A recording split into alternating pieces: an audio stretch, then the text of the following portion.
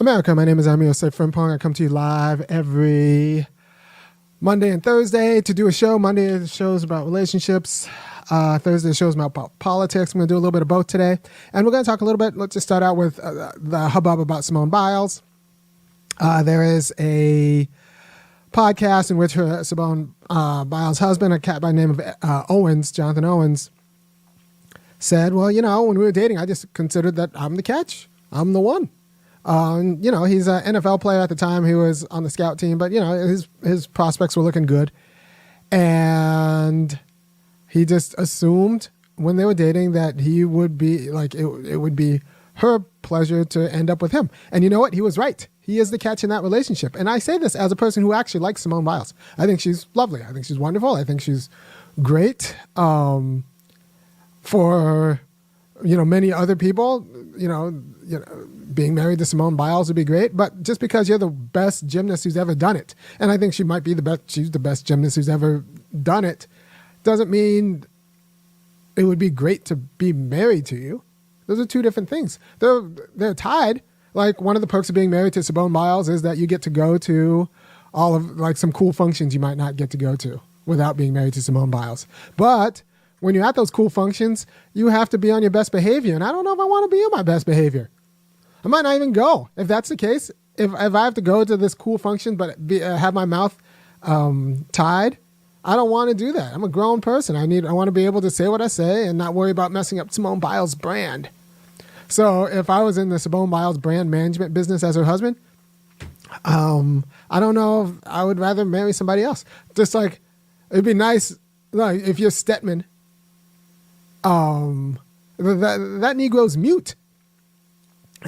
And he probably wrote a book about nothing, but I wouldn't want to be in a relationship where part of the deal with being in the relationship is that I have to I can't talk. So it wouldn't be a great thing. Now, I used to think about 15, 20 years ago, I was like, you know what, Gabrielle Union and I would get along very well. And I think we would, 15, 20 years ago. I think it was right when she was ending it with the NFL player and she was single and I was single. And I was like, well, if she walked into my life, I think I could make her very happy. And even in that relationship, I still think I would be the catch. I'd probably be the better parent. I'm not really convinced that Gabrielle Union's the best parent. And then I'd have to disabuse her of bad ideas. And then how are you going to disabuse a powerful, high status woman of her bad ideas? That's already a job. So I'd have to take the ordeal of trying to disabuse Gabrielle Union of her bad ideas, which is a whole job, because everyone's going to be telling me I should be grateful to be with Gabrielle Union. And when it turns out that if she's a bad parent, I'm going to want to have to tell her that she's a bad parent because it's our kid. And with the world gassing her up, that just makes my life harder. I would rather, so it might be better off for me, at least, that I didn't end up with Gabrielle Union. I might have dodged a bullet there. It's probably worse off for her. She would be lucky to have me. Instead, she, ended up with Dwayne Wade. And I don't know if she did well by Dwayne Wade's kids. He seems like a cool guy. But what I'm saying is that what makes you a good spouse and a good life partner isn't the same thing as what makes you generically famous or even good at your sport, right? And so there's this guy, Jonathan Owens. He's an NFL player, big, good-looking guy, and big, handsome, seems like a good sense of humor, and has his own, and is gonna make money. So yeah, he's a catch, and he should actually walk and talk like one and understand himself as being one, because honestly, if you're Simone Biles and you want a black guy, there aren't too many. There aren't too many who have it like Jonathan Owens.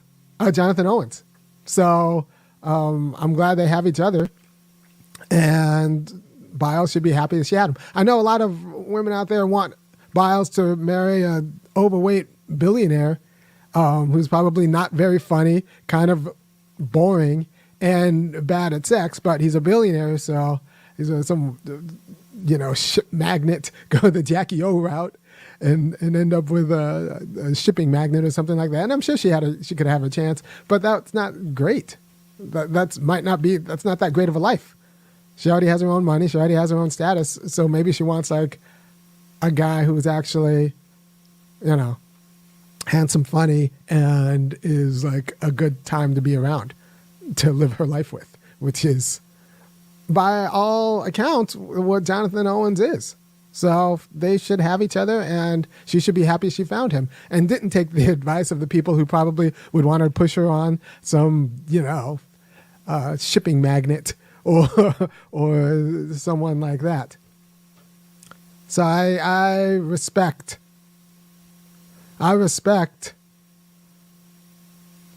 Jonathan Owens knowing his value. Like,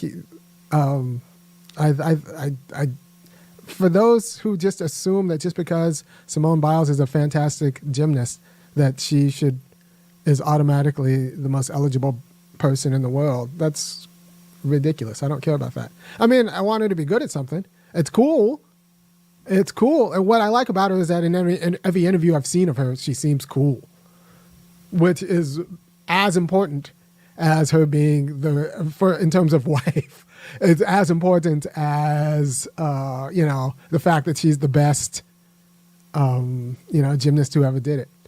And let's be honest, it's easier for Jonathan Owens to find a cool girl to be his wife than it is for Simone Biles to find a cool guy to be her husband. So, she's lucky to have him. And I'm glad they have each other.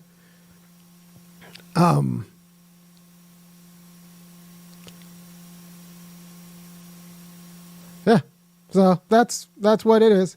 Owens had more options to live a happy married life than Simone Biles had. So insofar as Owens has more options to live a happy married life than Simone Biles has, you all want her to marry some rich jerk. You want her to marry Prince Harry or whatever. Instead, she married, a pretty cool guy. And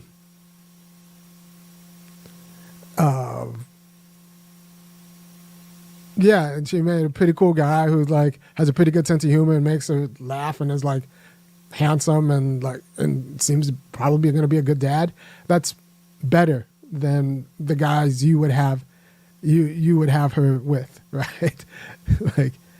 So Owens is right. Owens is the catch, and I've dismissed that.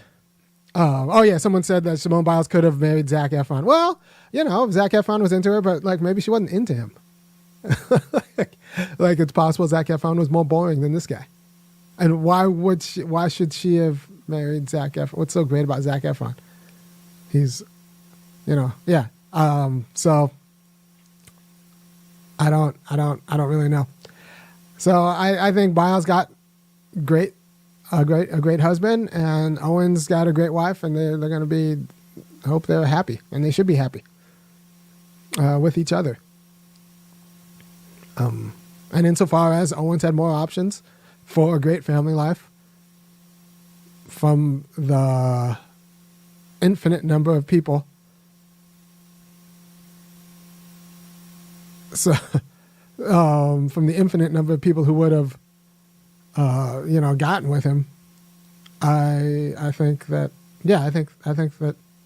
think Owens is at least as good, or probably a better catch than she is. But I think they're happy, and I think they're wonderful people. All right, so let's talk about the whites divorcing.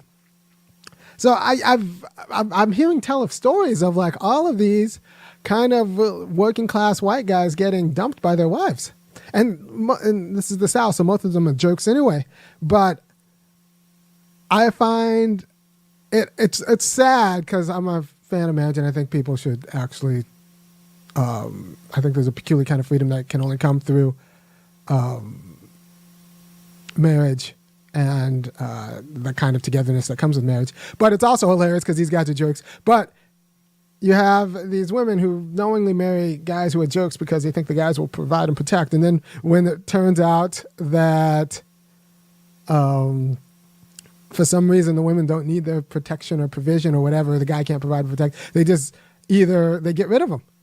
And they either try to find a different guy, or they or they realize they don't want any guy or whatever, regardless of any kids involved. And I think the culture of casual divorce with respect to kids is a form of child abuse. We just have a culture of child abuse that we've normalized. And people say like, well, a loveless marriage is bad for the kids too. No, it's not as bad as one where you have to schlep from one house to another half the week, and where you pretty much functionally have two warring households and no unified vision of what to do and how to be in society. No, that's horrible for kids. That's horrible for kids. It's degrading. Now, you put up with each other until the kids get out, and you do the responsible thing. Once they are out and flown, then you can split up. But you stay together for the kids. Like, I am a pretty involved father in a way that if for some reason my wife and I got divorced, we're not going to get divorced.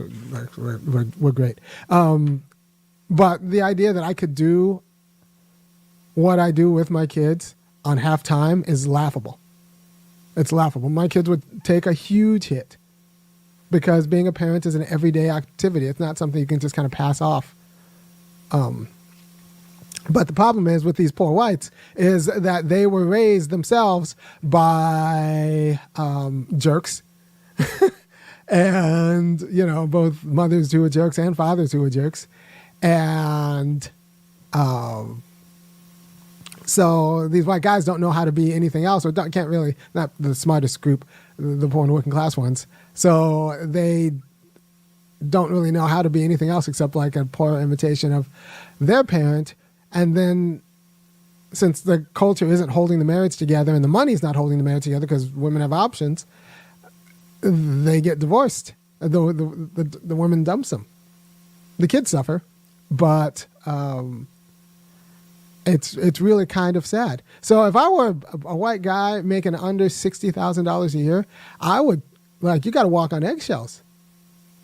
I feel like if you're a white guy under $60,000 a year, your wife is already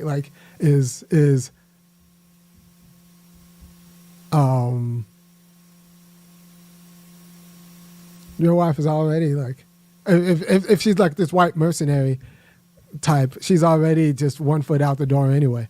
And that's just too bad. And I think it's too bad. I think it's too bad. And I think it's punishing the kids, and I think it's a form of child abuse, the casual divorce of any guy, for divorcing your jerky husband who you married knowing that he was a jerk. And then it turns out he was a jerk, and maybe you didn't think he was going to be a jerk to you. But, yeah. So I think that culture of casual divorce is just horrible for kids because it breaks up the family life, and kids don't have a unified understanding of what the world is. And that just ends up with confused and reticent kids who have a hard time making decisions about a lot of important things or they have a hard time reasoning with other people because that didn't work to save their marriage. So, save their parents' marriage. So it's just a mess for kids. The culture of child abuse. There's going to be a lot of cap in the comments about how it's not that bad, or it's a loveless marriage is bad, but that's all garbage. You just don't care about kids as much as you care about wanting what you want when you want to. Screw your kids. You're just as bad as the people who spend all of their money, all of these retirees who spend down their kids' inheritance just because they can. There's no difference between you and the people who do a casual divorce. It's horrible for kids. It is non-ideal. It is non-ideal. And it's not ideal for people either. So in my world, we raise better people so that marriages stay together and people know what they're doing when they get into it and when they have kids. But short of that, we need to get rid of this culture of child abuse that is the culture of casual divorce. Because kids need access to both parents. Kids deserve access to both parents. They don't need it. They could survive without it, but they'd be better if they had it. And there's a problem. I mean, one of the reasons why this is so attractive, the culture of casual divorce, is that we don't understand parenting as something that actually requires both knowledge and skill, or that especially fathers actually contribute to the education of their children. We just don't think that's serious, and we're surprised when it turns out single moms are bad at a lot of aspects of parenthood. right? Because let's say you grow up in a hugely gendered society, That means what you know, and you're a woman, what you know has been hugely gendered. So you only know a filtered part of the world. Everything in your world has been filtered by other guys who are organized to be nice to you. Because that's part of what it is to be, a woman. You have life on easy mode, right? If your mom was a stay-at-home mom or whatever, all you've seen is life on easy mode, right? That person isn't going to be the best person to teach the next generation about the world. Even in my own household, I'm the tough one.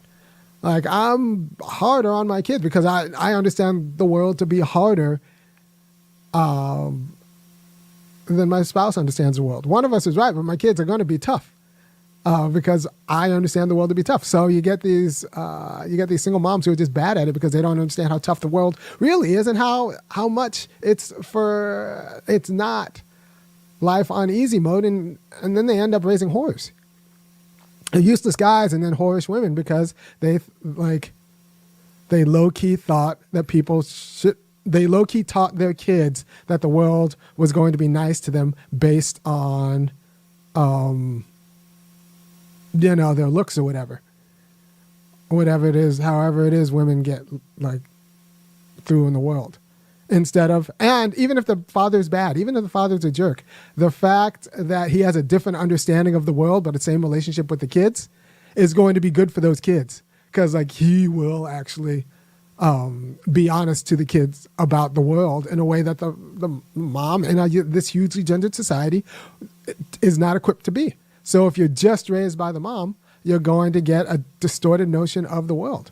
And I've seen this played out for a generation. We're going to see it in the whites in the next generation. I've seen this played out. People with huge commitments to gender identities and don't know that they have huge commitments to gender identities, then divorce, and then only teach one half of the world or one part of the world to their kids. And it ends up with kids who would have been better off in being raised by a loveless marriage on top, but being raised with both parents in the house. Someone says we need more male teachers. That's true. We do need more male teachers, but we just need more fathers. And we need women to actually understand that they don't know as much as they think they know. Mothers do not know as much as they think they know about what it is to raise a kid. Especially, and I'll tell you point blank that liberal white women are the worst parents in the United States. And this segues into my the last thing about joyful kids. People look at my kids, and my kids are pretty awesome, right? So my kids can do a lot of things, and they do a lot of well, and when they win, they're pretty happy about it. So people assume, well, your kids just get so much joy out of what they're doing. No, they hate it. They hate the practice every day. They get joy out of being good at it, but they hate the practice every day. And if I were if I had less of a spine, I would knuckle into them. I mean, I would fold when they started crying or started whining and saying they don't want to. And I pretty much have to be very careful around the other, especially with my daughters. I have to be very careful, the white women, the women, but especially the white women I have them around, because a lot of liberal white women are useless and and are bad parents, but they don't know that, right? So they will kind of give my kids the notion that it's okay to be useless in ways that it's not okay to be useless. So I'm very, very, very fastidious around the women my kids are around, especially white women my kids are around, just because, and I know one of the bad ones, because the bad ones will always ask, well, do you enjoy, playing music? I have one daughter's a cellist, the other one's a violinist. My son plays the piano. They'll ask, do you enjoy playing music? And that's the wrong question. The real parents will ask, well, we'll tell them, congratulations, you sounded excellent. I'm very proud. I look forward to your next concert. They won't ask, well, do you like it? Because the real parents know that what they like doesn't fucking matter. It doesn't matter. It doesn't matter. You praise them for the good work they do, not whether they like doing it. If you think you praise them for whether they like doing it, you are a crap parent. And you were raised probably by crap parents. And you just don't know any better. That's fine. I just keep you away from my children. Now, what they like doing doesn't matter. What matters is they learn how to do it well. What they matter is that so you need to actually take responsibility for, as a parent, to like lay down a path for your kid for success. And then, and this is where a lot of lazy parents screw it up, you have to be there while they do it. You can't just yell from another room, practice harder. No, you have to be there while they practice. My kids, I work out with soccer with them. We run together. Like, they don't decide the way. Like, I decide as much as I decide their meals. Like, we run together. With schoolwork, I do it with them. I make sure that I know. Like, you can't just give them the work and then yell at them when they don't do it right. No, you have to work with them the whole time. And if you're not willing to work with them the whole time, you're not really up to being a good parent, which is fine. Most people aren't. But, you need to take that as like your failure. You need to get them, you need to work with them on all of these things that matter. And that way they'll be able to have meaningful skills and know how to work towards doing meaningful work. But you can't just give them a book and say, oh, go teach yourself how to read. No, you need to, if you're not willing to do the work with them, you're not willing to parent. And especially black people, you can't trust any of these institutions to do anything. You can't trust coaches to coach your kid. I remember, was it Barry Bonds' dad? Might have been Ken Griffey's dad. Someone was telling a story about how as a Major League Baseball player telling a story about how with a Major League Baseball son, telling the story about how when they sent their kid to Little League, the dad went to a practice and the coach was teaching his kid how to bend his elbow to throw a curve, and the dad was like, nope. That was it. And pulled his kid from the league, and it was like, all right, so we're doing this at home. Like that's it. Yeah, modern example is LeVar Ball. LeVar Ball is pretty good, so-so basketball player, but he worked with his kids. He didn't just send his kids to a coach. He couldn't afford it. He didn't trust it, rightfully. He just worked his kids and taught his kids how to play ball. And he was the coach of their teams and all of that. You have to do the job yourself with your kids if you're serious about it actually taking. And it doesn't matter, I don't feel like practicing. Well, get up. It's with my kids, when they don't feel like practicing, it's like not feeling like brushing your teeth or anything. You don't get to not, it doesn't matter how you feel. This is never about your feelings. Yeah, but I have a hard time explaining this to mothers, especially. Because a lot of mothers are bad at it.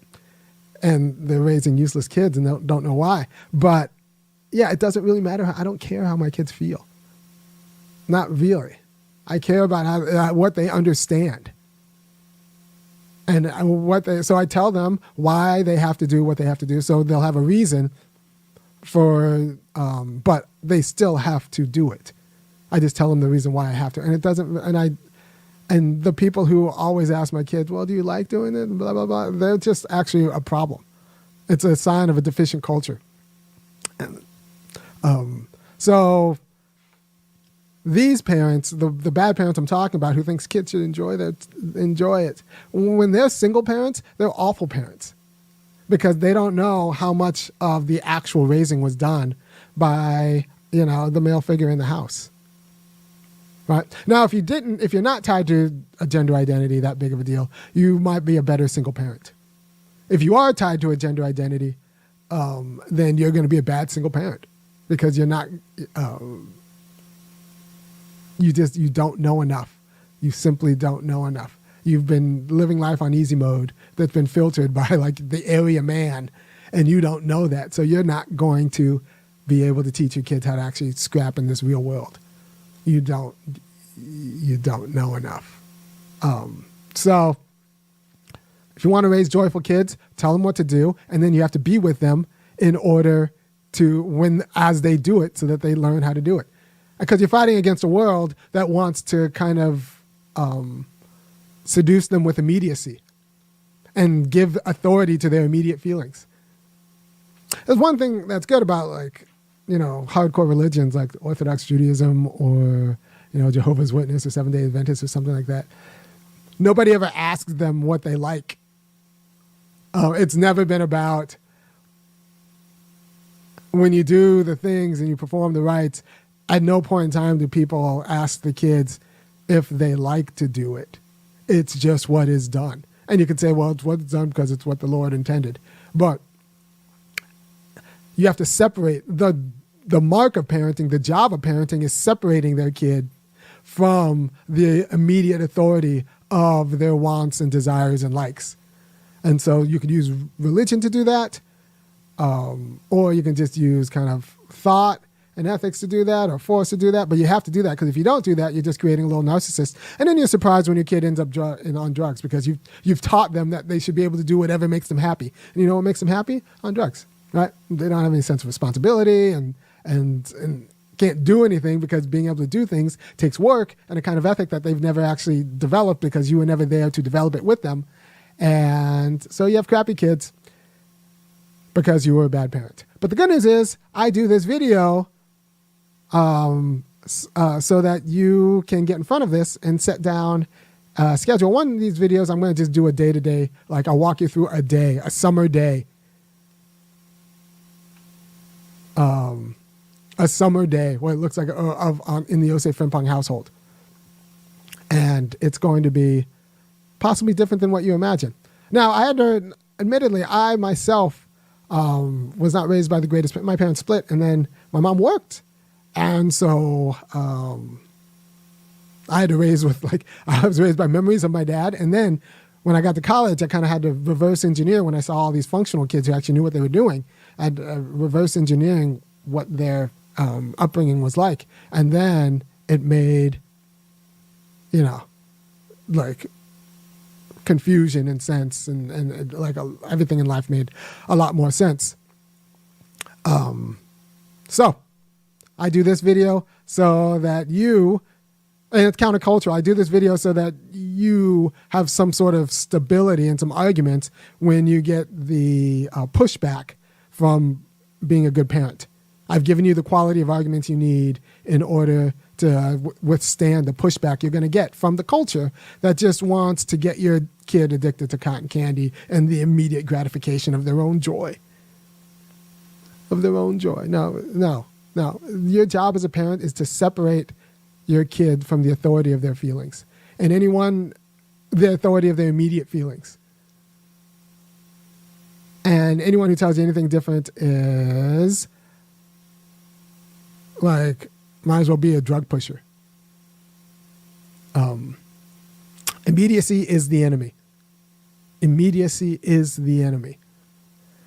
All right. Thank you for your time. If you appreciate what I'm doing, which I think you should, because I might have saved you both a divorce and, a lot of money on rehab for your kids because you kind of phoned it in as parents. Go ahead and go to www.funkyacademic.com, kick in $5, $15, or $50 a month, and I'll keep doing what I'm doing. And I will see you next week. Peace.